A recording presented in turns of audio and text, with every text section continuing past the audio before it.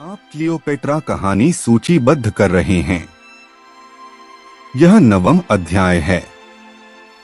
कृपया इस चैनल को लाइक, शेयर और कमेंट करें और अपने विचार मेरे साथ साझा करें।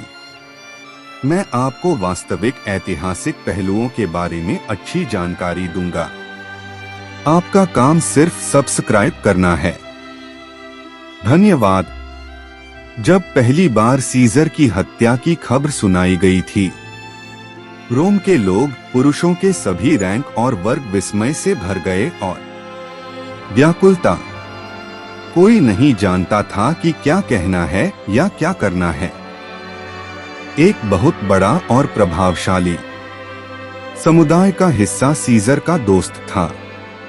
उतना ही निश्चित था उसके विरोध में एक बहुत शक्तिशाली हित था जिसका अंदाजा किसी को नहीं था।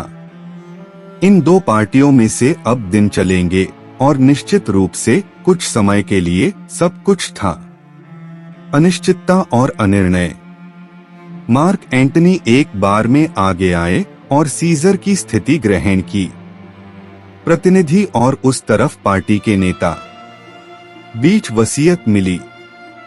सीजर के प्रभाव, और जब वसीयत खोली गई तो यह बड़ी रकम दिखाई दी। पैसा रोमन लोगों के लिए छोड़ दिया गया था और अन्य बड़ी मात्रा में एक भतीजे के लिए। मृतक, जिसका नाम ऑक्टेवियस है, जिसके बारे में अधिक विशेष रूप से बात की जाएगी। इसके बाद वसीयत में एंटनी को इसके निष्पादक के रूप में नामित किया गया था। यह और अन्य परिस्थितियों ने उन्हें प्रमुख के रूप में आगे आने के लिए अधिकृत किया और सीजर पार्टी के नेता ब्रूटस और कैसियस, जो खुलेआम शहर में रहे, उनके हताश काम किए जाने के बाद के स्वीकृत नेता थे। दूसरी पार्टी, जबकि लोगों का द्रव्यमान पहले तो चकित था, क्रांति का परिमाण और आकस्मिकता जो खुला और सार्वजनिक है। एक रोमन सीनेट द्वारा एक रोमन सम्राट की हत्या ने निरूपित किया कि वे जानते थे क्या कहना या करना नहीं है। वास्तव में जूलियस सीजर की हत्या को श्रेष्ठ मानते हुए जिस पद पर उन्होंने कब्जा किया, उन पुरुषों का पद और पद जिन्होंने अपराध किया, विलेख और उस दृश्य का बहुत ही असाधारण प्रचार जिसमें अधिनियम था, किया गया, निस्संदेह सबसे विशिष्ट और सबसे भयावह मामला था। हत्या जो कभी हुई है। रोम की पूरी आबादी लग रही थी कुछ दिन समाचार से चकित और स्तब्ध होने के लिए। लंबाई में, तथापि पार्टियों अधिक स्पष्ट रूप से बनने लगे। उनके बीच सीमांकन की रेखाएं धीरे धीरे खींचे गए और पुरुष अधिक से अधिक खुद को व्यवस्थित करने लगे। स्पष्ट रूप से विपरीत पक्षों पर थोड़े समय के लिए सीजर पार्टी पर एंटनी का वर्चस्व आसानी से था स्वीकार किया और अनुमति दी। हालांकि और उसकी व्यवस्था से पहले अंततः परिपक्व हो गए, उन्होंने पाया कि उनके पास दो दुर्जय प्रतियोगी थे। अपने पक्ष ये ऑक्टेवियस और लेपिडस थे।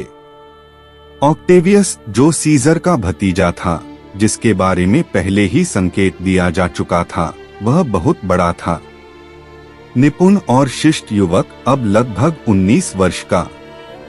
वह था जूलियस सीजर की भतीजी का बेटा। वह हमेशा अपने चाचा के साथ एक महान पसंदीदा रहा था, हर संभव ध्यान दिया था, उसकी शिक्षा के लिए भुगतान किया गया था और वह सीजर द्वारा पहले ही उन्नत कर दिया गया था। सार्वजनिक जीवन में उच्च महत्व के पद। वास्तव में सीजर ने उसे अपने रूप में अपनाया बेटा और उसे अपना वारिस बनाया। सीजर की मृत्यु के समय वह अपोलोनिया में था, इलिरिकम शहर, ग्रीस के उत्तर में।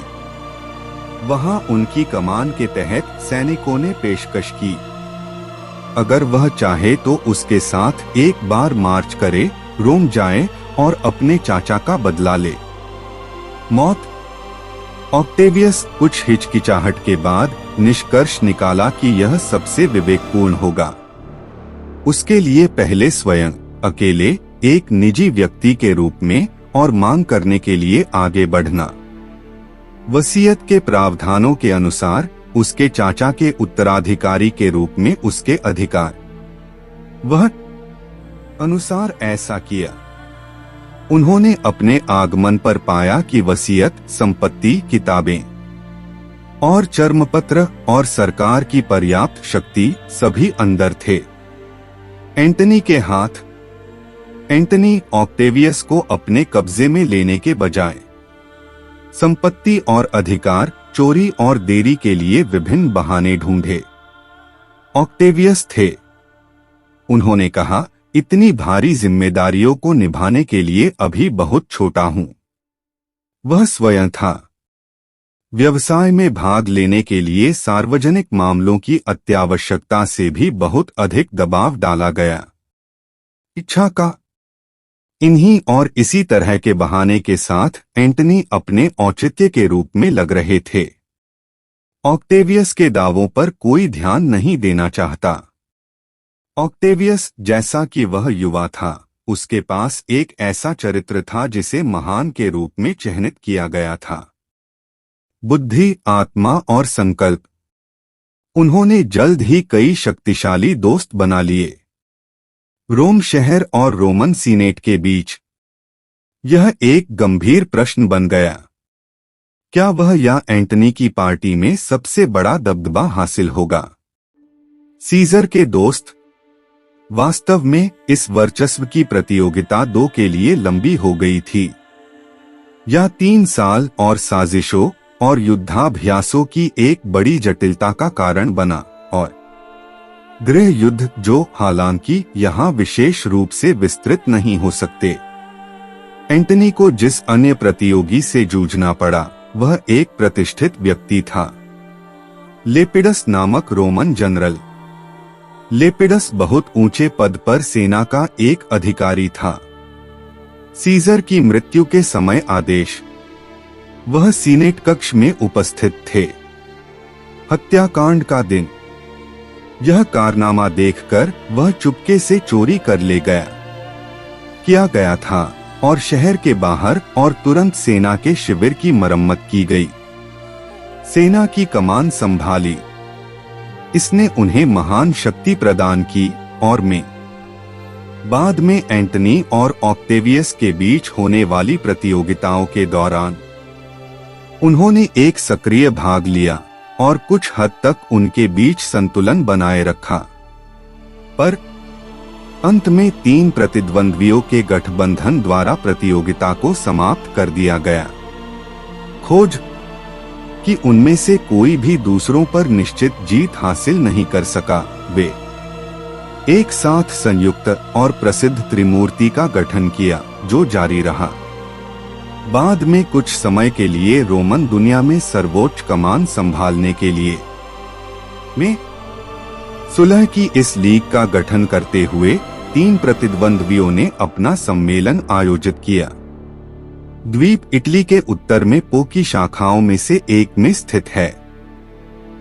वे इस पर आने में अत्यधिक ईर्ष्या और एक दूसरे के प्रति संदेह प्रकट किया। साक्षात्कार 2 पुलों को द्वीप की ओर ले जाने के लिए बनाया गया था, प्रत्येक तट से एक धारा। एंटनी की सेना नदी के एक किनारे पर तैयार की गई थी और दूसरे पर ऑक्टेवियस का। लेपिडस सबसे पहले एक के द्वारा द्वीप पर गया। पुल जमीन का बारीकी से मुआयना करने के बाद खुद सुनिश्चित कर लें कि यह कोई हमला नहीं हुआ। उसने अन्य जनरलों को संकेत दिया जो तब आए थे। ऊपर प्रत्येक अपने स्वयं के पुल से आगे बढ़ रहा है और 300 के साथ गार्ड जो अपने आकाओं के लिए पीछे हटने के लिए पुल पर बने रहे। विश्वासघात का मामला। सम्मेलन 3 दिनों तक चला, जिसकी समाप्ति पर समय सभी लेखों पर सहमति और हस्ताक्षर किए गए थे। इस लीग के बनने के बाद तीनों संघों ने अपनी एकजुट शक्ति को बदल दिया षड्यंत्रकारियों की पार्टी के खिलाफ।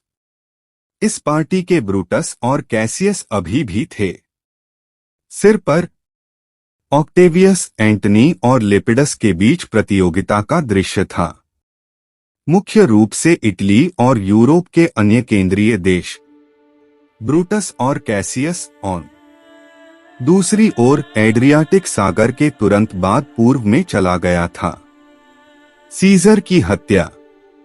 वे अब एशिया माइनर में थे और में कार्यरत थे, विभिन्न पूर्वी शक्तियों के साथ गठजोड़ करते हुए अपनी सेना को केंद्रित करते हुए। सैनिकों को उठाना, रोमन सेनाओं को अपने पक्ष में लाना जो कि थे। दुनिया के उस हिस्से में तैनात पत्रिकाओं को जब्त करना और जबरदस्ती करना। उन सभी से योगदान जो उनके कारण का पक्ष लेने के लिए प्रेरित हो सकते हैं। अन्य में दूतावास जो उन्होंने भेजे, एक क्लियोपेट्रा से सहायता मांगने के लिए मिस्र गया। हालांकि क्लियोपेट्रा को प्रतियोगिता में दूसरे पक्ष में शामिल होने का संकल्प लिया गया था। वह था स्वाभाविक है कि वह सीजर के प्रयासों और बलिदानों के लिए उसके प्रति कृतज्ञ महसूस करे की ओर से, और वह अपने दोस्तों के कारण का पक्ष लेने के लिए इच्छुक होनी चाहिए। तदनुसार ब्रूटस और कैसियस की सहायता के लिए सेना भेजने के बजाय, जैसा कि उनके पास था उसे करने के लिए वांछित, उसने तुरंत आगे बढ़ने के लिए एक अभियान शुरू किया। एंटनी को अपनी शक्ति में सभी सहायता प्रदान करने की दृष्टि से एशिया का तट। कारण कैसियस अपनी ओर से यह पाते हुए कि क्लियोपेट्रा उसके साथ जुड़ने के लिए दृढ़ थी, दुश्मन तुरंत मिस्र जाने और लेने का संकल्प लिया। देश का कब्जा। उन्होंने तेनारस में एक सैन्य बल भी तैनात किया, क्लियोपेट्रा के बेड़े को देखने और रोकने के लिए ग्रीस के दक्षिणी प्रांत, जैसे ही यह यूरोपीय तटों पर प्रकट होना चाहिए। हालांकि ये सभी योजनाएं वे दोनों जो क्लियोपेट्रा ने कैसियस के खिलाफ बनाए थे और वे जो कैसियस ने बनाए थे उसके खिलाफ गठित सिद्धि में विफल। क्लियोपेट्रा के बेड़े का सामना करना पड़ा, भयानक तूफान जिसने इसे तितर-बितर कर नष्ट कर दिया। एक छोटा अवशेष चलाया गया था अफ्रीका के तट पर, लेकिन कुछ भी नहीं बचाया जा सका जिसे बनाया जा सके। उद्देश्य के लिए उपलब्ध है। कैसियस के इच्छित अभियान के लिए मिस्र इसे लागू नहीं किया गया था। जो खतरे अब लगने लगे हैं उसे इटली और रोम की दिशा से इतने आसन्न थे कि ब्रूटस के पास तत्काल अनुरोध, उसने मिस्र की योजना छोड़ दी और दो जनरलों ने ध्यान केंद्रित किया तिकड़ी की सेनाओं से मिलने के लिए। उनकी सेनाएं जो अब तेजी से थीं, उन पर आक्रमण करने के लिए आगे बढ़ा।